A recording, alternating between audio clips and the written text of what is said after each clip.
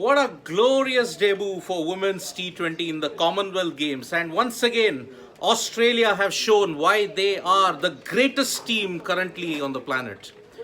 Ash Gardner's 50, combined with a magnificent blitz from Grace Harris, has ensured that Australia have won their opening Commonwealth Games fixture against India by 3 wickets, with 1 over to spare. A sensational performance from the ODI and T20I champions.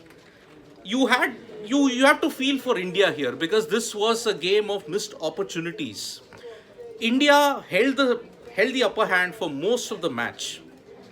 Renuka Singh Thakur, remember that name. Her spell of 4 wickets for 18 runs, simply fantastic effort from the girl.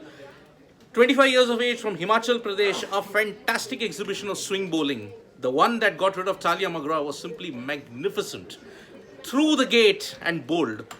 She bowled continuously 4 overs, 4 for 18. But as usual, India's inability to maintain the pressure in the middle overs cost them big time. Radha Yadav and Rajeshwari Gaikwad were bowling in the middle overs when Grace Harris was unleashed. Remember folks, Grace Harris was batting at number 7 here, but she actually has scored the fastest century in the Women's Big Bash League history.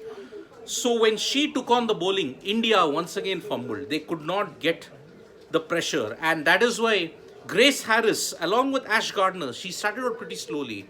But when Grace Harris left, it was all up to Ash Gardner, and boy did she deliver. A fantastic performance with the 50, coupled with some calculated hitting, gave Australia a win in the opening game of the Commonwealth Games. India, on the other hand, started off well, but they could not convert their fast starts into a good score. Smriti Mandhana started off well, but she fell in the quest for quick runs. Shefali Verma, a very, very rare instance of Alisa Healy missing a bot stumping. That put paid to her chances, but she could not capitalize on that, and that is why she also fell for under 30. But Harmanpreet Kaur, fantastic effort from the captain yet again.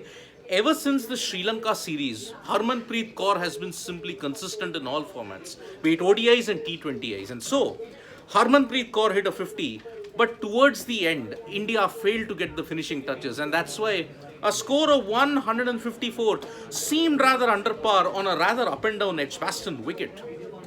Once the sun came out, the Australian batters in the initial stages found it very, very tough. But Ash Gardner, Grace Harris showed that the depth that they have in this squad is simply magnificent. India, once again, the lengths, as one of our family members pointed out, the lengths that the spinners bowled. Radha Yadav and Rajeshwari Gaikwad were too guilty of bowling too full. And that is why that full length delivery was capitalized by Harris. Straight down the ground, sixes.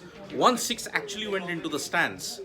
And on top of that, Ash Gardner, Deepti Sharma, as always, is a very, very solid death overs bowler. But here she had too little runs to defend. And so, Australia cantered home to a victory.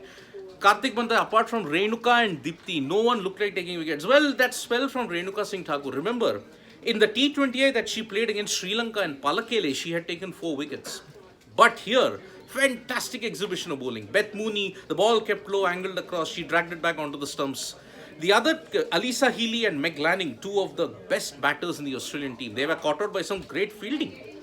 But the backup, especially Sabineni Meghana, she could not live up to the hype. And Rajeshwari Gaikwad, Radha Yadav, Deepti Sharma tried her best, but they could not penetrate a lot more. So, yes, Kartik Bandha, the delivery to Magra was the best. Absolutely. Full length, just nipping back in and through the gate. Australia were 34 for 4.